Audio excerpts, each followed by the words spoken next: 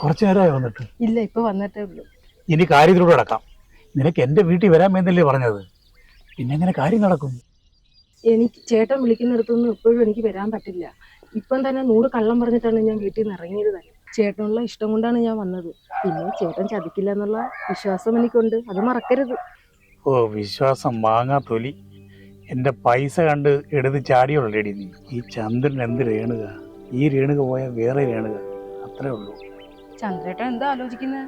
നിന്നെ പോലൊരു പെണ്ണിൻ്റെ വിശ്വാസം കിട്ടിയതേ ഞാൻ എത്രയോ ഭാഗ്യവാനെന്ന് ആലോചിക്കുമായിരുന്നു. ഓ, നിന്നെ പോലൊരു പെണ്ണുകൂടി എന്ന് വിശ്വസിച്ചാലും മതി. എനിക്ക് കുറെ പണം വേണം. അതിന് നിന്നെ പോലെ കുറെ പൊട്ടന്മാരെ കയ്യിലെടുക്കാതിരുന്നു പറ്റില്ലല്ലോ. ഒരു ചന്ദ്രൻ പോയാൽ അടുത്ത ചന്ദ്രൻ വരും, അത്രേ ഉള്ളൂ. ഇവിടെ കുറെ നേരം നിൽക്കുന്നത് ആവത്താ. ഞാൻ പെട്ടെന്ന് കാര്യം പറയാം. എന്താ? നമുക്ക് കൂടാൻ നല്ലൊരു ഐഡിയ ഞാൻ കണ്ടുവച്ചിട്ടുണ്ട്. അത് 100% വർക്കൗട്ട് ആവും. ചന്ദ്രേട്ടാ, എന്ത് ഐഡിയ ആണെങ്കിലും എന്നെ കുഴപ്പത്തിലാക്കരുത്. മാന്യമര്യാദക്ക് ജീവിക്കുന്ന ആളാ ഞാൻ. പിന്നെ ചന്ദ്രേട്ടന്റെ ഇഷ്ടം കൊണ്ട്. അതൊക്കെ എനിക്ക് അറിഞ്ഞൂടെ. എന്താ ഐഡിയ പറ ചന്ദ്രേട്ടാ. അപ്പം ഞാൻ ആ ഹോസ്പിറ്റലിലാവും. എന്നെ പെണ്ണുമ്പോൾ കാണാൻ വരത്തില്ല. അവിടെ നീ വരണം. നീ വരുവാണെന്നുണ്ടെങ്കിൽ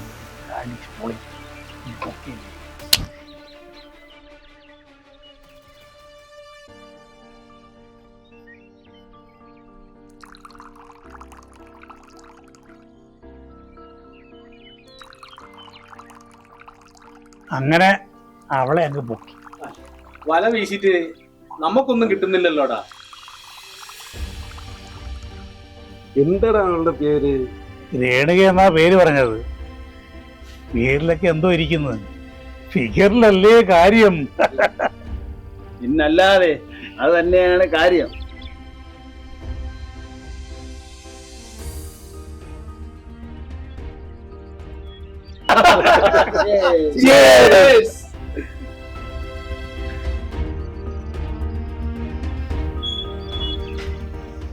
നീ പ്ലാൻ എന്താന്ന് പറയടാ. പറയാം.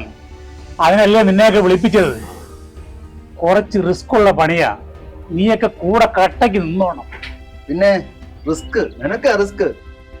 ഇത് ആദ്യത്തെ എന്റെ അറിവിൽ തന്നെ ഡബിൾ ഡിജിറ്റ് കഴിഞ്ഞില്ലേ? അളയാ, നിന്നെ സമ്മതിക്കണം. ലതയെ പോലെ ഒരു പാവം ഭാര്യയെ കിട്ടിയത് നിന്റെ ഭാഗ്യം തന്നെ കേട്ടാ. നീ പറഞ്ഞത് ശരിയാടാ. നീ എന്താ അണ്ടി കളഞ്ഞ അണ്ണാണ് ഇപ്പൊ ഇരിക്കണത്? നിനക്ക് മനസ്സിലായില്ലേ? നാട്ടിൽ വന്നിട്ട് 2 ദിവസം ആയുള്ളൂ. അടിച്ചു പൊളിച്ചോണ്ടിരിക്കുക. നല്ല ബെസ്റ്റ് ടൈം. അത് പോട്ടേണിയാ, ഈ കാര്യം പറ. ആ രേണുക ഹോസ്പിറ്റലിൽ വരാൻ സമ്മതിച്ചിട്ടുണ്ട്. ഹോസ്പിറ്റലില്? അതെന്തിനാ? അതൊക്കെ ഞാൻ പിന്നെ പറയാം.